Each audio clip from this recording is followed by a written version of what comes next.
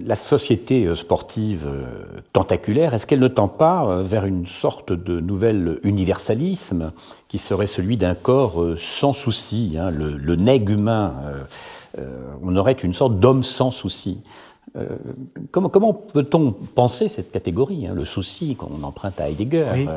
Ou disons aux philosophies de l'existence, entre guillemets, Ou Kierkegaard. Oui. Alors, comment peut-on penser cet homme sans souci que nous promettrait au fond la société sportive c'est un homme dans son achèvement? Oui, c'est un homme très différent des formes anthropologiques précédentes, qui elles-mêmes ont été différentes depuis l'Antiquité grecque. Mais je crois que c'est le fond de la chose, c'est l'articulation de chacun d'entre nous avec quelque chose qui est soit du domaine de la longue durée pour certains, soit du domaine de la transcendance pour d'autres. Voilà. Le souci, c'est donc à la fois le souci pour soi, le souci pour autrui, mais finalement aussi pour le temps et pour l'histoire.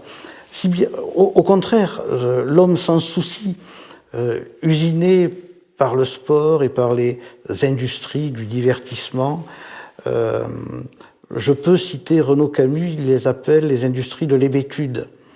C'est joli comme formule, une industrie de l'hébétude. La télévision, Disneyland, l'industrie de l'hébétude. Donc d'hommes qui vivent uniquement dans le présent, devenus incapables ou inaptes, n'ayant plus accès à cela, à leur articulation à quelque chose qui est de l'ordre de la longue durée, ou même qui est d'ordre métaphysique.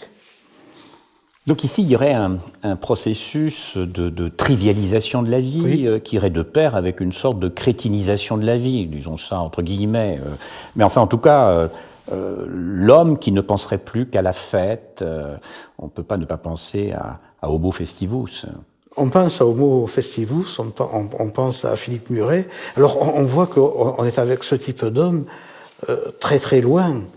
Revenons à Lévi-Strauss, revenons à Pierre Clastres ou à Malinowski. On est très très loin de l'homme des origines, de l'homme primitif, qui lui est l'homme hanté par le souci, qui n'est pas du tout l'individu moderne. Alors l'individu moderne ou Homo Festivus, c'est-à-dire l'homme dont tout l'imaginaire est articulé au cosmos, au rôle, c'est un imaginaire cosmique. L'individu moderne est plutôt acosmique.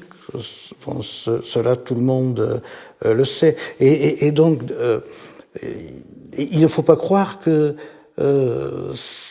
cet Homo Festivus, cet homme sans souci dont je parle, que ce soit un retour à l'homme primitif, c'est exactement, hélas, le contraire. C'est une rupture avec l'homme. Et le message que je porte là est à la fois un message désabusé, assez triste, mais c'est aussi un message humaniste, c'est-à-dire un message de valorisation de ce qu'a été l'homme jusqu'au type de société déshumanisante, négumanisante, dans lequel nous sommes entrés, et processus dans lequel le sport a une importance centrale.